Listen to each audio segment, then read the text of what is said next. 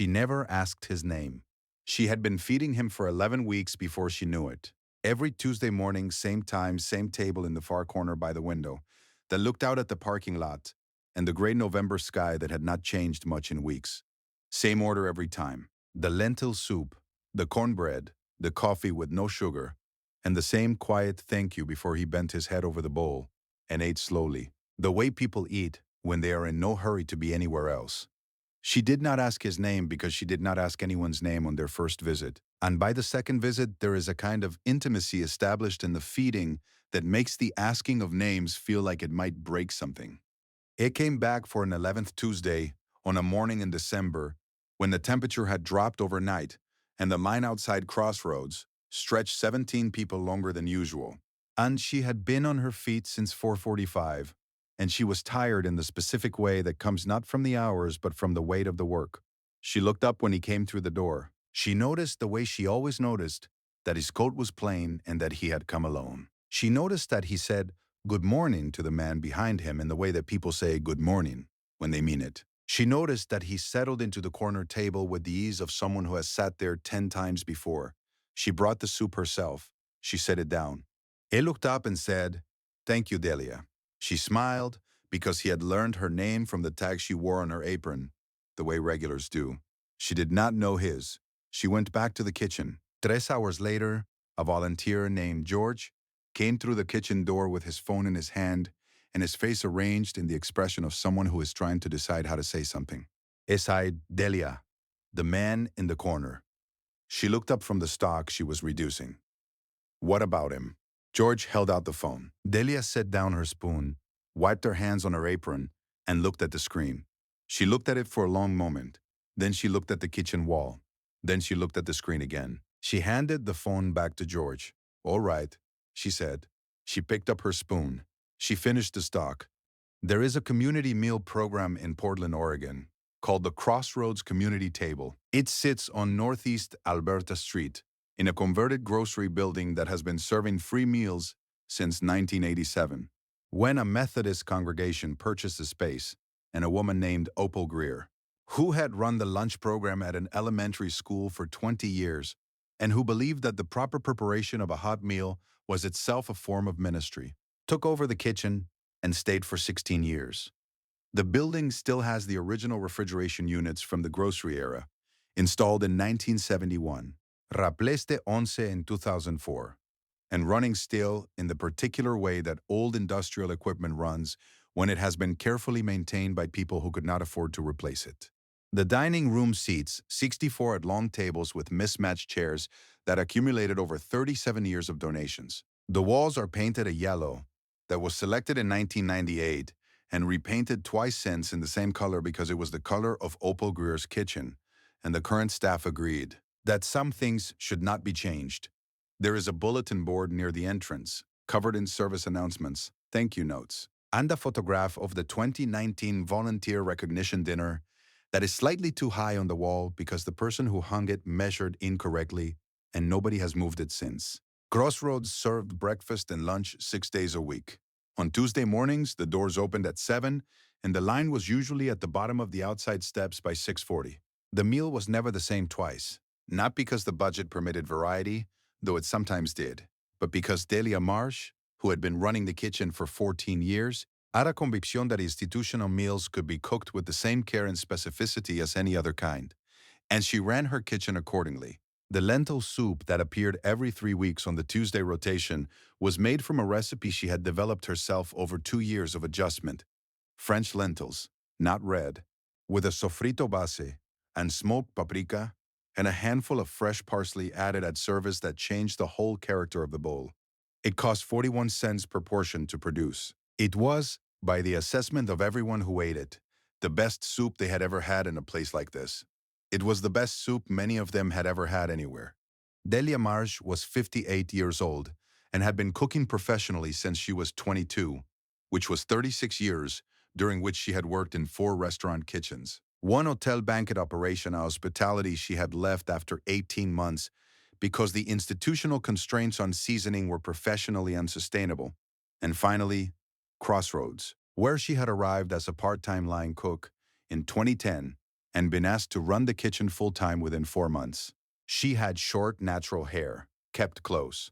She wore the same style of apron she had worn for 20 years. Heavy canvas, 4 pockets, the tie doubled in the back because a single tie had never held. She moved through her kitchen with the authority of someone who knows exactly where everything is and why it is there, which is the authority of long years rather than rank.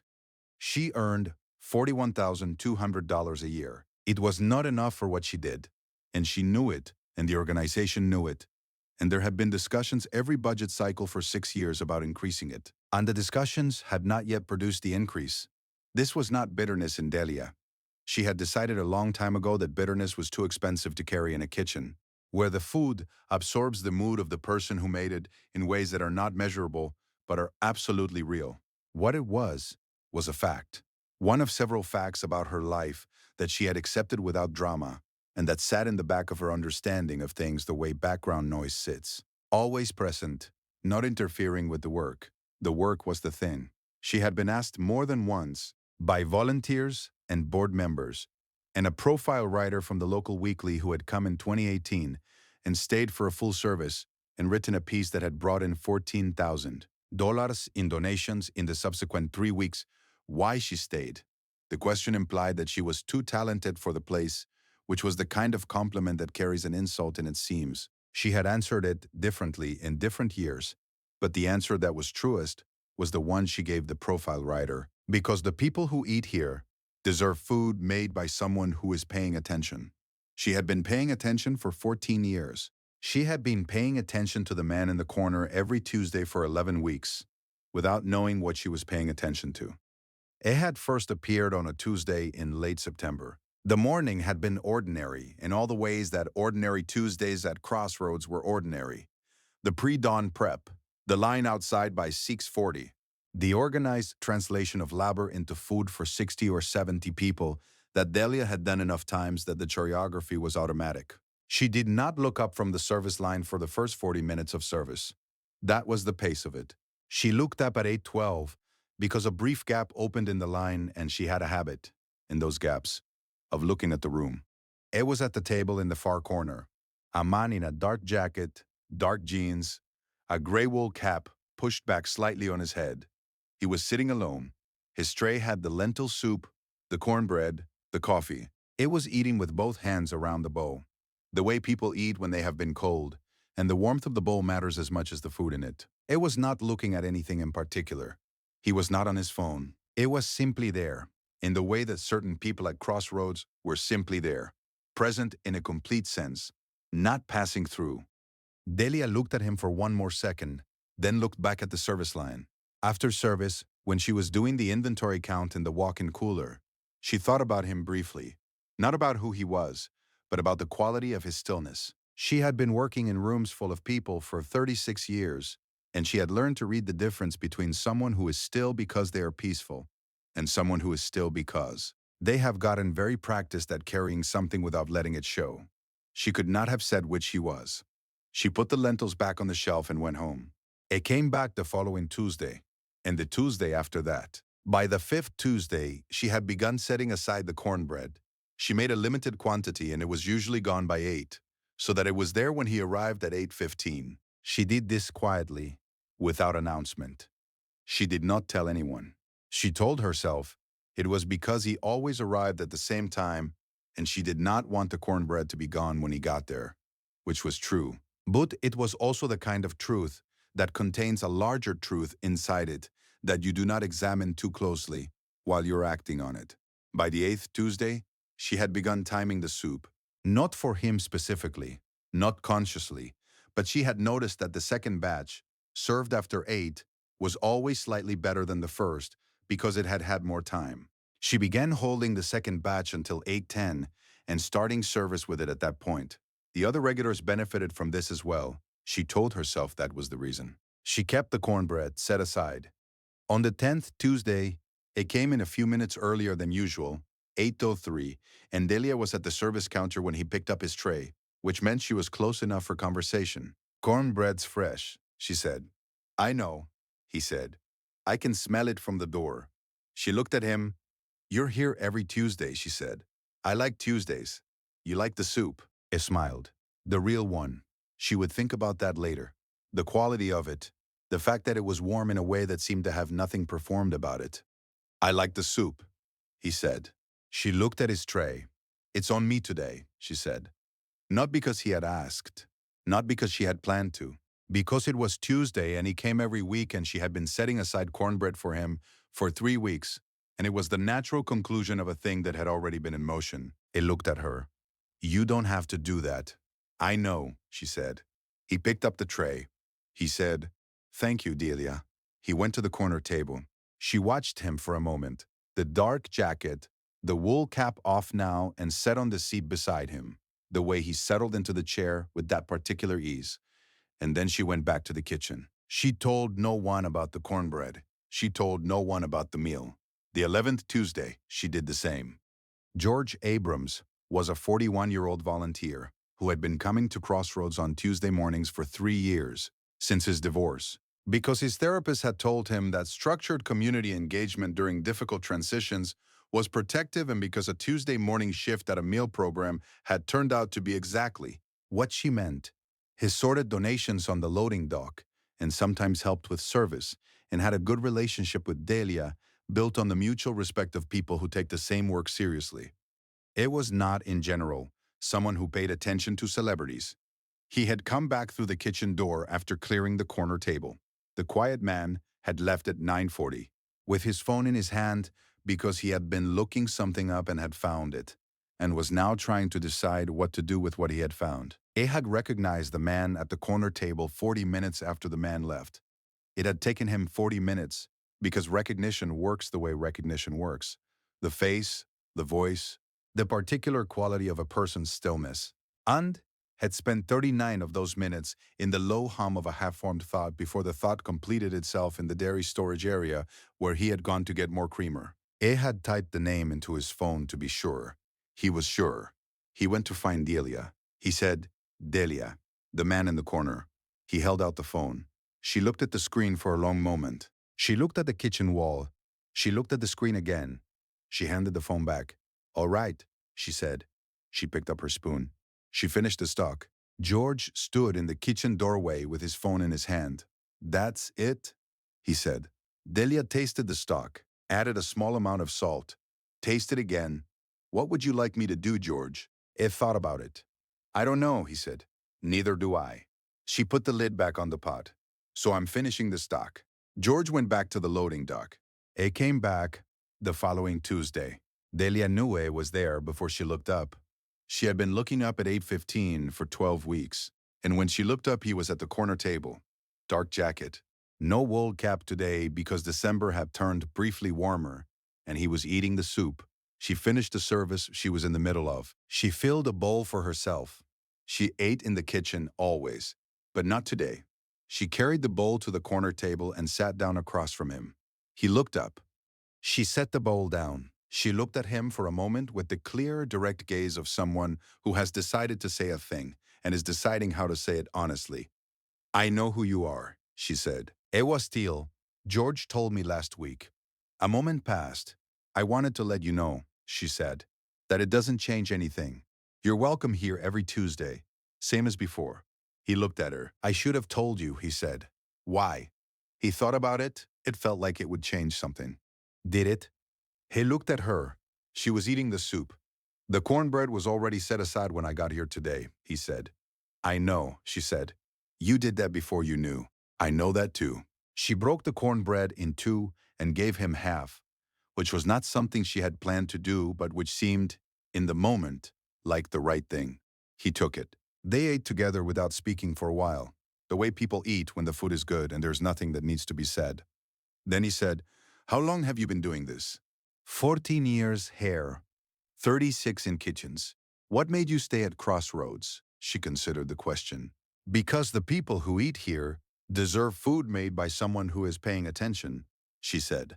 I've been paying attention for a long time. It seems like a waste to do it somewhere else. Anne nodded slowly, the way he had nodded at the end of the 10th Tuesday when she had said the meal was on her, not as a courtesy, but as someone filing something away. A asked about the soup, the specific question, the lentil variety, the sofrito base, the parsley at service. She answered in the way she answered when someone asked who actually wanted to know, which was with detail and without performance. They talked for 22 minutes. Then he said, "I'd like to bring someone to meet you. Not here, somewhere easier for you. Whenever you have time." "Who?" he told her. She looked at him for a moment. "All right," she said. She picked up the bowls. She went back to the kitchen. The person he wanted her to meet was a woman named Carol Simmons, who ran a private philanthropic foundation based in Seattle that had been funding food security and community nutrition programs for 19 years. Carol Simmons was 63 years old and had a particular interest in institutional kitchen operations, not the front of house programs, not the meal counts and distribution metrics, but the people in the kitchen and whether those people had what they needed to do the work the way it deserved to be done. The meeting happened on a Thursday afternoon in January at a small cafe on Northeast Broadway that Delia had chosen because it was 4 blocks from Crossroads, and she was not going somewhere unfamiliar for a meeting she was already somewhat uncertain about. Carol Simons arrived first and stood when Delia came in and shook her hand with the handshake of someone who means it. They talked for 2 hours. Carol asked about the kitchen, about the equipment, about the lentil soup and why French lentil specifically, and what the constraints were on sourcing, about the budget per meal, and what the budget would need to be to do what Delia actually wanted to do. About the staff, 1 part-time South cook, 3 rotating volunteers per shift, a Tuesday morning volunteer named George, who had been coming for 3 years and whose reliability was, Delia said, one of the genuine small goods in her life. Carol listened the way the framework of the story has been building toward from its first sentence. The way someone listens when they believe the person speaking deserves to be heard. At the end of 2 hours, she said, "What would you do with more?" Delia looked at her. "More what?" "Any of it. All of it. Money. Staff. Equipment. What would you do?" Delia had not been asked that question before. Not directly, not seriously, not by someone who was clearly calculating whether the answer was fundable. She answered it honestly. For 11 minutes, she answered it. Carol Simmons wrote 3 things down on a notepad. She said she would be in touch. The foundation's grant letter arrived in March. It was for $280 million over 3 years, designated for kitchen operations, staff compensation, and equipment modernization at the Crossroads Community Table. The accompanying letter from Carol Simmons was 4 paragraphs. The 4th paragraph said, "This grant was initiated by a recommendation from someone who has eaten your soup and believes it is evidence of something larger. I agree with his assessment." Delia read the letter twice at the desk in her small office at the back of the kitchen, the one with the single window that looked out at the loading dock. She folded it and put it in the desk drawer. She sat for a moment. She went back to the kitchen. The grant changed things in the specific, incremental way that adequate resources change things when they arrive in the hands of someone who already knows what to do with them. In April, the refrigeration units, the original 1971 models, replaced Once in 2004, and running since on institutional will and the particular stubbornness of old machinery, were replaced. Not upgraded to new models. Replaced with the correct equipment for the volume and menu range Delia had been trying to run on inadequate cold storage for 6 years. The difference it made in what she could source, hold, and serve was not dramatic in any single meal. Across a year of Tuesdays, it was significant. In May, the part-time sauce cook, a 29-year-old named Arturo, who had been working 18 hours a week at $16 an hour, and who was also working a second job at a catering company because 18 hours was not enough to live on, became full-time at $22 an hour. He had been doing the work of a full-time position for 3 years. He now had the title and the wage to match it. Arturo told Delia on his first full-time Monday that he had called his mother in Guadalajara to tell her. Delia said that was a good call to make. In September, Delia's own salary increased to $58,000. It was still not what she was worth, but it was closer. And it happened without a budget cycle discussion, without being asked for, without anyone having to make the case she had been waiting 14 years for someone to make. The board's executive director left a note on her desk with the new offer. The note said, "This is 14 years overdue. Thank you for staying." Delia kept the note in the drawer beside the grant letter. George Abrams did not tell anyone about the Tuesday he recognized the man at the corner table. Not for a long time. It had the instinct, the same instinct Delia had had, standing at the stockpot, that the story was not his to tell. It told it eventually 2 years later, to his therapist, who was the person he told things to, when he had finally understood them. Aside, the thing that stays with me is what she did after I showed her the phone. His therapist waited. She finished the stock, George said. That's it. She just finished the stock. He thought about it. Like it didn't change anything. Did it change anything? He was quiet for a moment. No, he sighed. That's the thing. It didn't. He was still the person she'd been feeding for 11 weeks. She was still the person who had set aside the cornbread. He paused. Nothing about either of them had changed. His therapist said, "What do you think she understood that you didn't?" George thought about it for a long time. That it was never about who he was. He said finally, "The man came back every Tuesday. For a while. Not forever. His schedule did not permit forever, and Delia would not have wanted him to feel obligated. But for the winter and into the spring, he was at the corner table most weeks, with the lentil soup when it was the Tuesday rotation, and whatever else was in the bowl when it wasn't, and the coffee with no sugar, and the cornbread when there was cornbread, which there was more often now that the kitchen could source and hold more. The last Tuesday he came, he brought a thermos. Delia looked at it when he set it on the table. "Filled it from your recipe," he said, "or as close as I could get." She looked at him. "How close?" "Not very," he said. She sat down. She poured a small amount from the thermos into her empty coffee cup. She tasted it. She was quiet for a moment. "The parsley," she said. "You need more parsley. And you added it too early. It has to go in at service, not during the cook." I suspected it was something like that. "Come by the kitchen," she said. "I'll show you the right way." It came by the following Thursday, on a morning when the kitchen was quiet between prep and service, and she showed him the sofrito and the timing of the paprika and the handful of parsley at the end. Anne watched with the attention of someone who was actually trying to learn it, rather than simply being present for the lesson. He got it mostly right the second time. He kept returning to a specific Tuesday morning in December, not the revelation, not the grant, or the salary, or the refrigeration units. He kept returning to the moment Delia Marsh heard who the quiet man was, handed the phone back to George, picked up her spoon, and finished the stock. That moment. I've thought about what it means 100 different ways, and the thing I keep coming back to is this. She had already decided who he was before she knew who he was. Not decided consciously. Decided the way you decide something when you set aside cornbread 3 weeks in a row. A decision made of accumulated attention rather than a single choice. She had watched him say good morning to the man behind him in line. She had watched him eat slowly, with both hands around the bowl, like the warmth of it mattered. She had watched him be, as she said 14 years earlier, someone who deserved food made by someone who was paying attention. She had decided he was worth feeding well before she had any reason to think he was anyone important. The revelation changed nothing because it couldn't change anything. The value she had placed on him was not contingent on what he turned out to be. It had never been contingent on that. I think about how rare that is. The unconditional version of attention.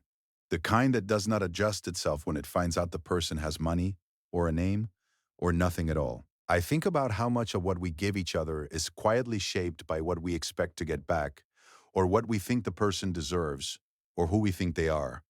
Delia didn't know who he was, so she just fed him well. I'm not sure I'm that consistent. I'd like to be. I think about it every time I'm in a position to extend something to someone, and I notice myself making calculations I didn't intend to make. Maybe that's the practice. Noticing the calculation and deciding some of the time to set it aside.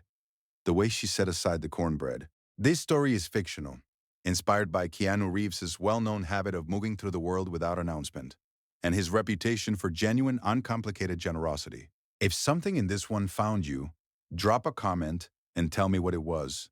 The specific ones stay with me the longest. Share it with someone who feeds people well, in any sense of that phrase. Subscribe if you want to be here for the next story. See you in the next one.